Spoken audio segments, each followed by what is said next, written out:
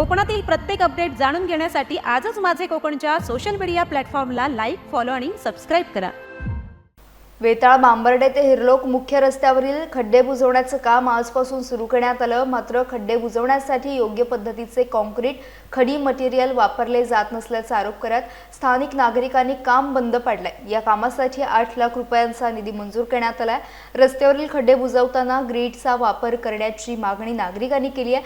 त्यानंतर सार्वजनिक बांधकाम विभागाचे कनिष्ठ अभियंता रुपेश पवार यांनी घटनास्थळी भेट दिली, कामाची पाहणी केली। योग्य मटेरियल वापरून काम करण्यात येईल असं आश्वासन त्यांनी दिलं। मात्र कामात निष्काळजीपणा झाल्यास आणि खड्डे पुन्हा जैसे थे झाल्यास खड्ड्यांमध्ये वृक्षारोपण करून आंदोलन छेडण्याचा इशारा नागरिकांनी दिला।